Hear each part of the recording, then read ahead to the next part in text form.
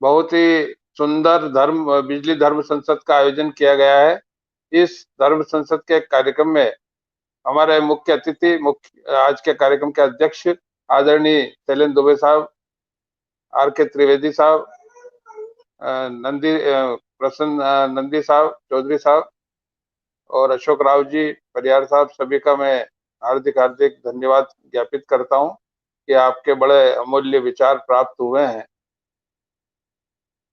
सबसे पहले जो संकट हमारे बीच में पैदा किया गया है, इलेक्ट्रिसिटी अमेंडमेंट बिल के माध्यम से बहुत दिनों से सरकार प्रयास कर रही थी कि बिजली का निजीकरण करने का प्रयास किया जाए, लेकिन ऑल इंडिया लेवल पर नेशनल कोऑर्डिनेशन कमेटी के माध्यम से जो हमने सतत आंदोलन चलाए थे, आदरणीय शैलेंद्र दुबे साहब और चौधरी साहब के नेतृत्व में, परिणाम स्वरूप संसद में वो पारित नहीं हो पाया।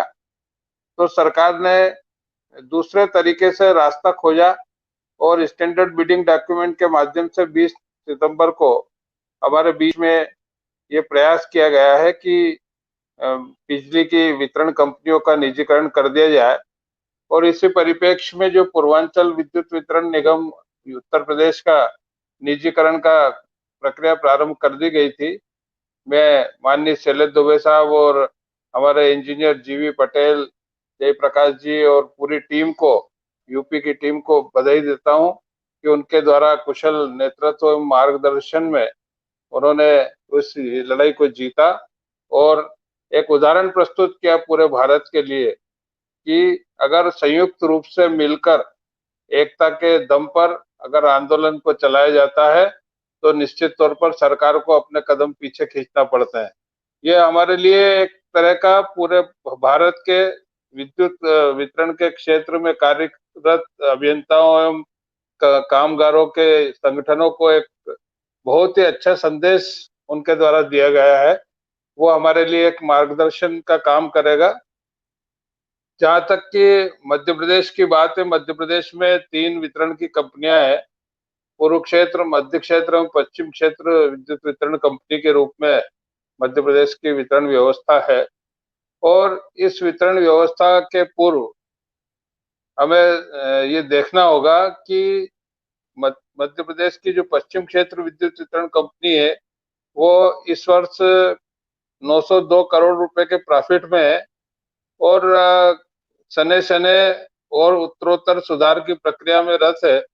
ऐसी दशा में जहां स्टैंडर्ड बिडिंग डॉक्यूमेंट्स के माध्यम से निजीकरण का प्रस्ताव लाया जा रहा है, यह तो कहीं ना कहीं गौण है कि जो प्रॉफिट अर्निंग कंपनियां हैं उनको सबसे पहले प्राइवेटाइज करने की तैयारी की जा रही है। उदाहरण के लिए हमारे बीच में चंडीगढ़ का और पांडिचेरी, इनका उदाहरण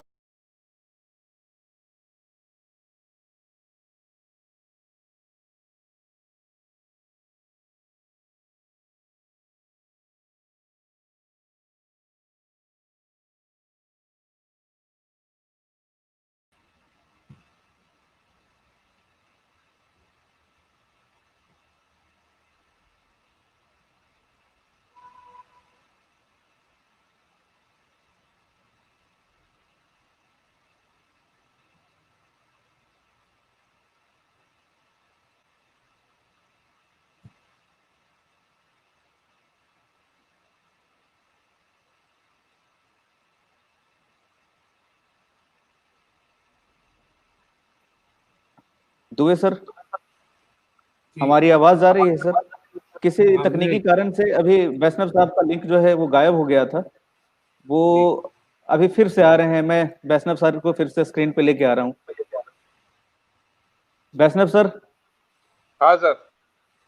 welcome back sir. Technical reason से आपकी आवाज नहीं आ रही थी। ये किसी कारण से टेक्निकल इश्यू के कारण ये कट गई थी आवाज।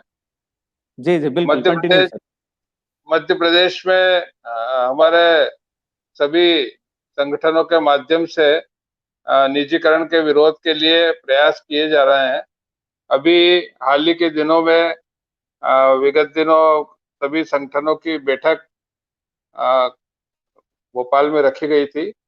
उस बैठक में पहली बैठक थी और पहली बैठक में कोई एक स्वरूप तय नहीं हो पाया था। परिणाम स्वरूप उसी प्रक्रिया को आगे बढ़ाते हुए अभी 8 नवंबर को मध्य प्रदेश के सारे प्रमुख संगठनों की बैठक पुनः हम लोग भोपाल में करने जा रहे हैं। निश्चित तौर पर उत्तर प्रदेश ने जो उदाहरण प्रस्तुत किया है वही उदाहरण हम लोग मध्य प्रदेश में भी प्रस्तुत करेंगे और सारे संगठन और कर्मचारी और अभियंताओं के माध्यम से हम लोग जो है जन जागरण अभियान चलाएंगे और माननीय उपभोक्ताओं को, किसानों को और युवा वर्ग को हम जोड़ने का प्रयास करेंगे। साथ ही जितने भी हमारे पॉलिटिकल लीडर्स है, जितने भी विधायक है, सांसद है, मिनिस्टर्स है, उनके माध्यम से भी अपनी बात को मैनेजमेंट और गवर्नमेंट तक पहुंचाने का प्रयास करेंगे तो निश्चित तौर पर सफलता मिलेगी। जैसा कि परियार साहब एवं कुलदीप जी ने बताया है, मध्य प्रदेश में भी हम लोग एक मिसाल कायम करेंगे और ऐसी कोई परिस्थितियां नहीं है कि गवर्नमेंट को यहाँ भी अपने कदम पीछे खींचना पड़ेंगे। मेरा ये मानना है कि बिजली के क्षेत्र में उत्तरोत्तर सुधार किए जाने की आवश्यकता है और समय समय पर जो गवर्नमेंट के द्वारा जनता के हितकारी योजनाओं के नाम पर योजनाएं लाई गई, परिणाम स्वरूप विद्युत की कंपनियां घाटे में चली गई और उसको